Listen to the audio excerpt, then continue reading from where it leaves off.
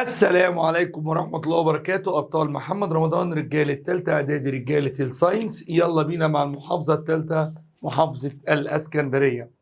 بيقول لي إيه؟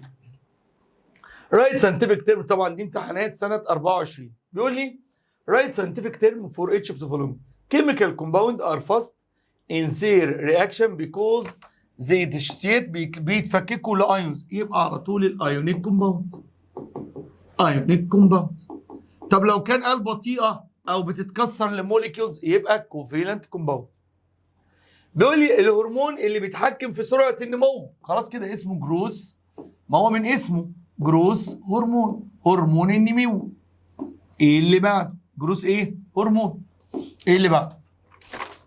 بيقول لي ذا تشينج ان ذا كونسنتري. انا اتخنقت من السؤال ده، ما تكملش. ده السبيد اوف كيميكال رياكشن، سرعه التفاعل الكيميائي، التغير في تركيز المتفاعلات او النواتج مع مرور الزمن. بيقول لي سبيشال اورجان بتفرز هرمونات، يبقى الجلاندز. لو قلت جلاند صح، لو قلت اندوكراين جلاندز صح، الاثنين يمشوا معانا لان هو ما حددش فخلاص. ايه اللي بعده؟ بس طبعا انا بخاف، فالصح نقول اندوكراين. واحد يقول لها مستر طب ما هو ما قالش سكريت دايركت ان ذا بلاد ولا قال ملهاش قنوات، طب هعمل ايه؟ فاحنا خلينا في السليم يا ابني. ايه اللي بعده؟ بيقول لي شيل الجمل المختلفه. حاضر. سكين كولر، لون الجلد، فصيله الدم، عدد الصوابع، السويمنج. طبعا الثلاثه دول كانوا هيريداتري تريت، صفات بتتورث. انما العوم لا، دي صفه مكتسبه، اكوايرد تريت. امبير، اوم، اوميتر، فولت. طبعا الاوميتر، الامبير والاوم والفولت دول ميجرنج يونتس، انما الاوميتر ده ديفايس، الجهاز يوز تو ميجر ذا ريزيستنس. اللي بعده الوايد اي، دي صفه قويه. البريزنس اوف فريكلز، الكيرلي هير دي صفه قويه. الفري اير دي صفه قويه، انما البريزنس اوف فريكلز لا، دي كانت صفه ريسيسيف. اللي بعده دامج اوف بون مارو، ده كان من اضرار التعرض لجرعه راديشن. ماشي. change in composition of 6 chromes، تغير في التركيب الهرموني. damage of central nervous system، damage يبقى هشيل دي. ليه؟ الثلاثه دول لما كنا بنتعرض ل large dose for short time، انما دي لما بتعرض لسمول دوز بس for a long time. ايه اللي بعده؟ السؤال الثاني بيقول لي في، لا ده بيقول لي تشوز ولا ايه؟ سي تشوز ذا وايت صوديوم نيتريت ديكومبوز باي هيت. اما يجي لي حاجه زي كده اكتب المعادله. الصوديوم رمزه ايه؟ الصوديوم ان ايه، والنيتريت ان او 3. انا خلاص بقى قلت لكم دايما بقلل او من هنا، لاحظوها في كل التفاعلات بشيل او من هنا، فتبقى ان ايه، ان او 2 صوديوم نيتريت، ويبقى اكسجين. وللبالانس بحط هنا 2 وهنا 2. طلباتك ايه بقى؟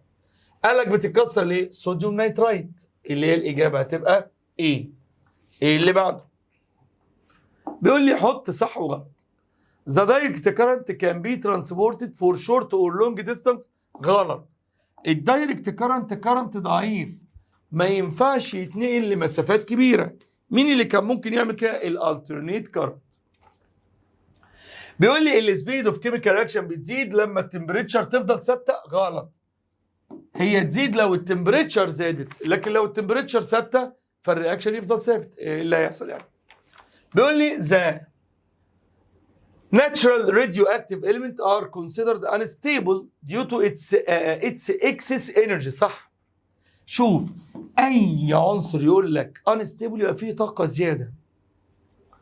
بيقول لي metals اللي بتخش مكان الهيدروجين، الميه to produce metal hydroxide and hydrogen gas evolve. بيقول لي الميتالز بتخش الهيدروجين. طب ما دي صح، كان معظم الميتالز كانت بتخش مكان الهيدروجين بتاع الميه. مين ما كانش بيعرف يعمل كده؟ الكبر والسيلفر والجولد، اللي هي معادن الحلي. بيقول لي give an example of for the following a device used to adjust the value of the electric current intensity. طالما قال adjust يبقى يقصد مين؟ شاطر. ريوستات. ريوستات. ايه اللي بعده؟ A gas causes the increase of the glowing of a burning matchstick. اي غاز بيساعد على الاشتعال بيبقى اكسجين على طول. خد بالك يا شوفان، دايما الغاز اللي بيشتغل، ودي حته على فكره قديمه دي، يعني دي حته من اولى اعدادي، سؤال تراكمي ده. بيقول لي نوع من انواع الراديو اكتيف اللي بيحصل during nuclear reaction that can be controlled وانت مغمض، ده النيوكلير رياكتورز اللي هو المفاعلات النوويه. فاول ما يقول لك كده الراجل ده يقصد النيوكلير رياكتورز، المفاعلات النوويه، مكان بعمل فيه تفاعلات نوويه بشكل يمكن التحكم فيه. chemical substance from its property is decrease the energy needed. على طول كاتاليست. الكاتاليست كان ليه 5 مميزات: used in a small amount, its mass doesn't change, decrease the energy needed for the reaction, connected with the reactant during the reaction but separated quickly after the reaction, change the speed of the reaction but not the beginning or stopping. ولا ليه دعوه بالبدايه ولا بالتوقف. اللي بيبدا التفاعل او يوقفه هو ملوش دعوه بيه، هو بس بيلعب في سرعه التفاعل. اللي بعده السؤال سي بيقول لي give reason for the following. pituitary gland is called master gland. عشان it secretes، لانها بتفرز هرمونز، بتفرز الهرمونات مالها بقى؟ ذات كنترول، اللي بتتحكم في ذا اكتيفيتي، في نشاط الاذر اندوكراين جلاند. يعني ايه؟ يعني كل الغدد الصماء ما بتشتغلش الا باوردر منها، فعشان كده بيسموها الماستر جلاند. السؤال الثالث بيقول لي complete the following sentence. the substance which lose، السؤال ده عمال يتكرر، اللوزنج الكترون تبقى اوكسيديشن، يبقى هو اسمه reducing agent. الايجنت عكس البروسيس، الايجنت عكس البروسيس. اللي بعده the نوع ديفايس بستخدمه عشان اقيس البوتنشال ديفرنس، هو في غيره الفولت ميتر، الفولت ميتر. لكن الدينامو يوزد ان، طبعا ده جنريتنج الكتريستي، باين من الدينامو جنريتنج. ولو عايز بقى تبقى دقيق كان بيطلع الالترنيت كارنت، بس هنقول الكتريستي عشان يبقى ماشيين صح. وطالب بقى شاطر يقول لك ما بين قوسين الالترنيت كارنت، فبرضه كلامه صح. ايه اللي بعده؟ الومنيوم اليمنت. الالومنيوم دايما تفاعلاته متاخره ليه؟ بسبب وجود قلنا لاير اوف اوكسايد. قلت لك ماما لما بتشتري حله الالومنيا في الاول بتبقى بتلمع، بعد شويه الاقي اللمعه راحت. ليه؟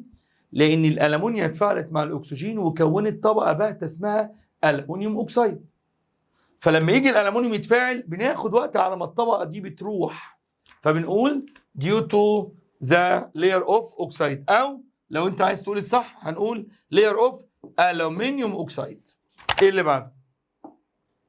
خدوا بالكم ادي ثالث محافظه والمعادله دي جت برضو فيها. بيقول لي صوديوم مع الميه بيدينا NaOH زائد هيدروجين. طيب طلباتك ايه؟ بيقول لي كوريكت ذا اندرلاين وورد. ماشي، NaOH زائد O2، طبعا هنا في غلطه، هي بتطلع H2. ايه اللي بعده؟ مندل removed the petal from the flower to prevent self pollination. لا ده كان بيشيل الستيمن اللي هي الاعضاء الذكريه، ستيمنز. most of metal carbonate decompose by heat into، اهو ادي مثلا CuCO3. قلنا دايما بنشيل من هنا اويايا يبقى Cu وناخدها هنا O ويبقى CO2. فهنا ما كانتش بتدينا ميتال، ده كانت بتدينا ميتال اوكسايد، ميتال اوكسايد. طيب اللي بعد بيقول لي the living organism which carries an impure genetic traits is called recessive individuals. ده هو شايل impure يعني مش الاثنين زي بعض، يبقى اسمه هايبريد.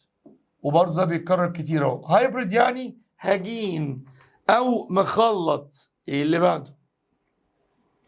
بيقول لي بص في الشكل قدامك وقول لي هات قرايه الفولت ميتر. حاضر.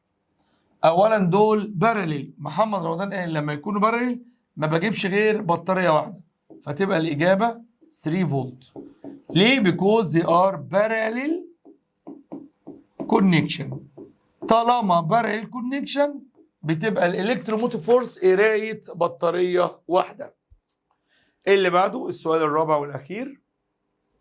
choose the correct answer. بيقول لي the genetic traits which disappear in the first generation. طبعا دي على طول الريسيسيف، مفيش غيرها. الريسيسيف يا عيني بتختفي في الجيل الاول بس بترجع تظهر في الجيل الثاني بنسبه 25%. اللي بعده بنهايه الكيميكال رياكشن بيبقى تركيز الرياكتنت، السؤال ده بيتكرر كتير قوي، زيرو، مش هيبقى فيه رياكتنت. بيقول لي ذا بلو كبر سلفيت، اكتب المعادله الاول عشان ابقى فاهم انا بعمل ايه. CuSO4 قلنا بنشيل من هنا او يايا تبقى CuO وSO3. طلباتك ايه يا برنس ليلى؟ قال لي بيتكون لي بلاك كبر اوكسيد بس، لا. بلاك كبر اوكسيد وسلفر داي اوكسيد، لا. بلاك كبر اوكسيد وسلفر تراي اوكسيد، هو ده. ايه اللي بعده؟ The genetic structure of a hybrid long stem pea plant with red flower is. ده جايب الاثنين مع بعض وماله؟ هو قال هايبريد لونج ستيم يبقى تي كابيتال تي سمول، مع هايبريد ريد فلاور يبقى ار كابيتال ار سمول، يبقى الاجابه طبعا ايه. هو هنا عايز يقول لك ان لو جبت لك صفتين يا عم حط جيناتهم جنب بعض عادي زي ما علمتك. تعال نكمل. بيقول لي اختار، تعال نختار. احنا ورانا ايه؟ وراكوا حاجه؟ لا يا مستر، يلا بينا. بيقول لي ذا الكتروكيميكال سيلز اللي هي الدراي سيل، طبعا هتبقى الاجابه سي. ليه؟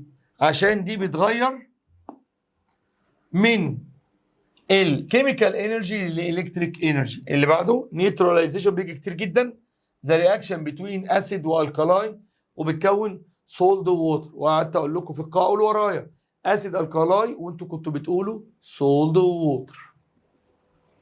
الامبير طبعا ده بيساوي، تعال نشوف كولوم في سكند ولا كولوم على سكند. بالراحه، هو هنا انا عندي قانون اسمه كويت. بالراحه بالراحه بالراحه. من هنا الاي بتساوي ايه؟ كيو على تي. يبقى الامبير، ما هو الاي بالامبير تساوي ايه؟ الكيو بالكولوم، صح ولا لا؟ كولوم والتايم بالسكند، يبقى كولوم على سكند، يبقى ايه؟ الاكسيديشن هنقول كيميكال بروسيس ذات كوز ذا انكريز ان اوكسجين، طبعا يبقى الاجابه بي. يبقى هنا سي دي اي بي. اللي بعده اكسبلين على اي اساس لما نقابل بي بلانت بيور ريد فلاور ويز انذر بي بلانت بيور وايت فلاور، بس بيور وبيور يبقى 100%. بس السنه ما تشوفه هو عايز جيل اول وجيل تاني ولا جيل اول بس. بيقول لي it was found all produced كانت ريد. خلاص عايز الجيل الاول، شكرا. وادي اسكندريه حققت لنا الايه المطلوب. القاهره والجيزه جابوا هايبريد وهايبريد فكان بيطلع 75% و25. هنا بقى بيور وبيور. يلا بينا هنكتب، هنقول والله استنى بقى اما نكبر، انا عايز حته ايه اتعامل معاها شويه. يلا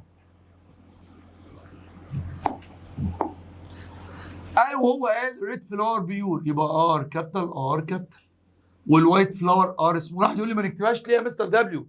الصغير بيتكتب على اسم الكبير، بس القوي كابيتال والضعيف سمول، دول البيرنت.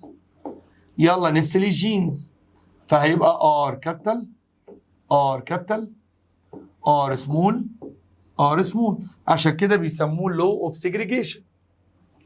عندنا نظريه الاحتمالات، الاول مع الاول يبقى ار كابيتال ار سمول، طبعا مين القوي؟ ريد، يبقى ده ريد. والاول مع الثاني ار كابيتال ار سمول، والثاني مع الاول ار كابيتال ار سمول، والثاني مع الثاني ار كابيتال ار سمول، فيطلع المحصول 100% ريد فلاور.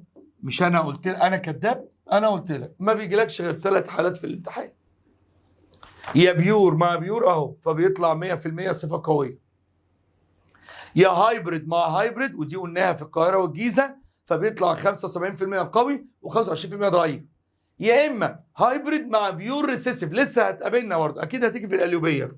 تعال نكمل كده نبقى خلصنا الحمد لله محافظه اسكندريه نرتاح شويه ونخش على اللي بعدها. شكرا يا رجاله.